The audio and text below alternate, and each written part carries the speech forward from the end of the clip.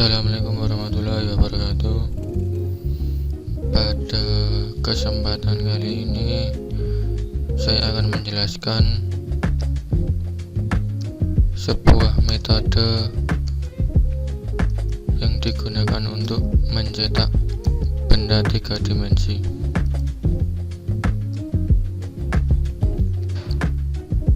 Yang bernama stereolitografi atau biasa dikenal dengan istilah SLA. Sebelumnya, perkenalkan, nama saya Usama Solehin dengan NIM 20-464233 SV 818552 dari kelas TREB. Saya berasal dari Prodi D4 Teknologi Rekayasa Elektro, Sekolah Vokasi Universitas Gadjah Mada. Apa itu SLA? SLA adalah salah satu teknik yang digunakan untuk membuat benda 3 dimensi. Caranya adalah menambahkan layer secara terus-menerus pada bahan fotopolimer menuju ke atas. Dalam teknik atau metode SLA ini menggunakan material berupa sebuah cairan atau liquid yang akan mengeras apabila terkena sinar ultraviolet. Proses percetakannya melibatkan mesin cetak 3 dimensi yang dirancang secara unik. Sebagian besar teknik pencetakan membutuhkan file bantuan komputer untuk memproses objek atau membuat objek yang akan dicetak tersebut. Kemudian file CAD tadi yang sudah dibuat diubah menjadi format yang dapat dipahami oleh mesin cetak. Format yang dipakai yaitu format standar tessellation atau STL. Dalam pencetakannya ada beberapa langkah. Yang pertama yaitu dimulai dari pembuatan model 3D dalam program CAD. Contohnya menggunakan software SolidWorks. Kemudian setelah itu file yang sudah dibuat diubah menjadi format STL tadi yang berisi informasi untuk setiap lapisannya.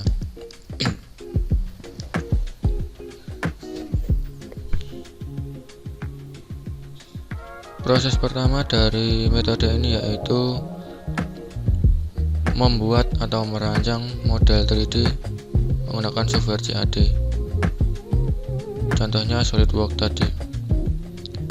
Dan kemudian dikonversi menjadi format STL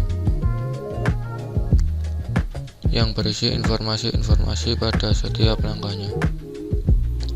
Kemudian SLA akan mengeluarkan sebuah plastik cair dan laser akan membentuk lapisan. Setelah semua lapisan atau layer tercetak, hasil dari cetakan tersebut dicuci dengan sebuah pelarut. Selanjutnya setelah kering, hasil cetakan itu diletakkan dalam tempat ultraviolet untuk proses finishing.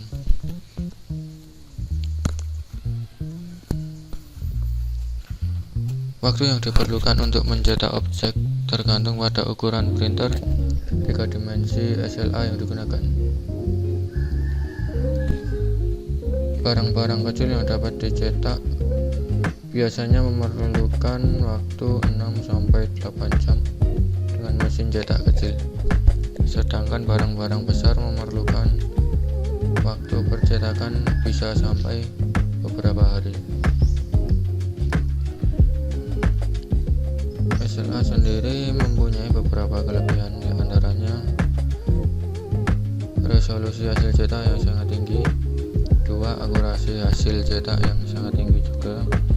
3. Menangani bentukan yang sangat rumit.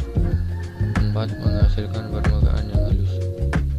Jadi hasil dari cetak SLA ini bisa menghasilkan benda yang mempunyai tingkat kerumitan yang tinggi serta hasilnya yang halus pada permukaannya.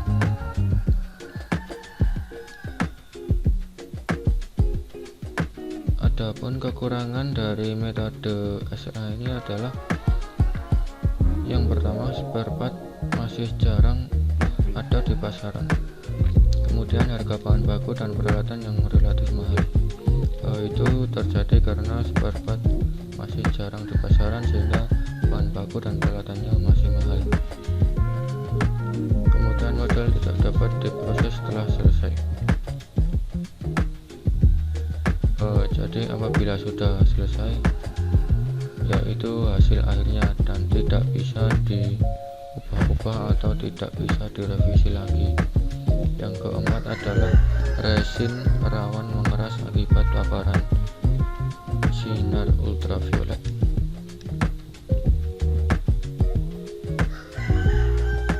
Dengan metode SLA ini dapat membuat beberapa benda seperti miniatur mobil, miniatur bangunan, sebuah topeng, miniatur patung, dan lain-lain.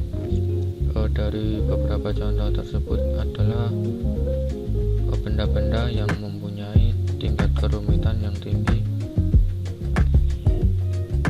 dan juga sangat rumit apabila dibuat dengan menggunakan tangan, sehingga bisa menggunakan metode SLA ini. Mungkin cukup sekian dari saya penjelasan metode SLA ini. Apabila banyak kekurangan dan salah kata, saya mohon maaf. Assalamualaikum warahmatullahi wabarakatuh.